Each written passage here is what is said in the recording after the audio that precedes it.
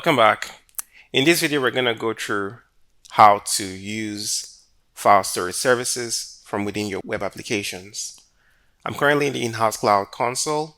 To get to the file storage service module, all I need to do is click on file storage services in our menu. I already have one file storage service added to my accounts. This is an AWS S3 service. So we do integrate with AWS S3, Azure Blob Storage, and Google Cloud Storage. If you want to know how to add the file storage service to your account, there's a video for that. So to use this within our web application, all I need to do is go over to the app builder. I already have an application called File Storage Demo that I've created. So I'm just going to jump into this application.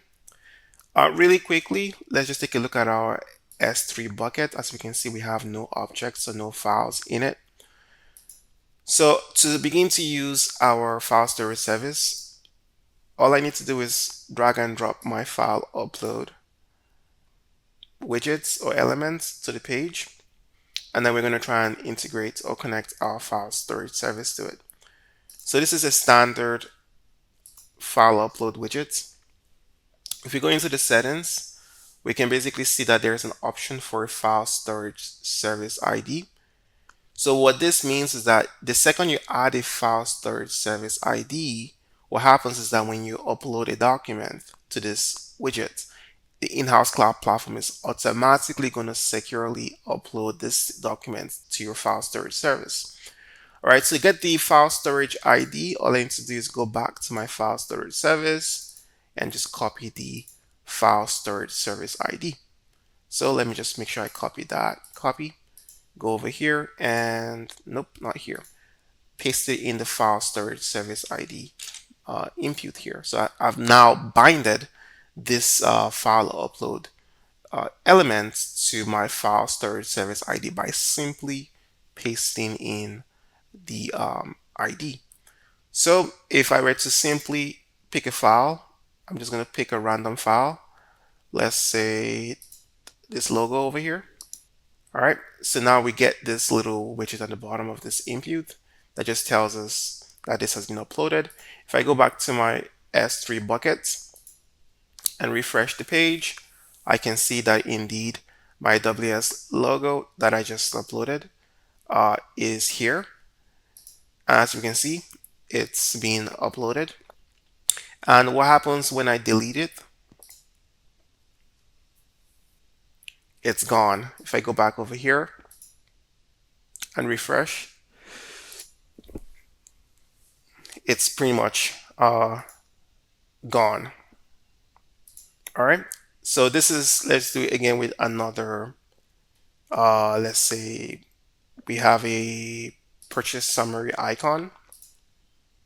All right. That's uploaded. If I go over here to my S3 buckets, as you can see, that purchase summary has been uploaded. And if I were to go over here and remove it, it's now gone. So this is a very, very simple integration. You do have the option to hide the upload receipts. So, when the upload receipts are visible, users can see that it's been uploaded. But if you turn this off, then they will not have the option to delete it. So they're just going to upload and that's it. What if you wanted to upload multiple documents? Is that possible? Of course it is. All right, so let me go ahead and save this, refresh the page, and let's go ahead and upload multiple documents. So we're just going to pick, let's say we're going to pick the purchase items logo, all right? And let's pick the WS, well, I guess we can pick two at a time. Nope. I guess it's just one at a time. All right, let's just do one at a time then.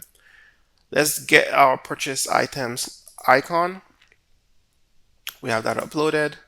And then I'm going to just re-upload our WS logo.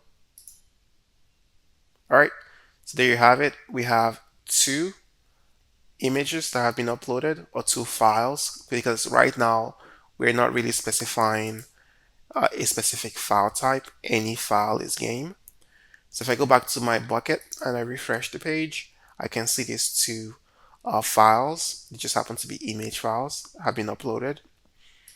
And if I go ahead and remove these because I am showing upload receipts, but if let's say I hide the upload receipts, see they disappear.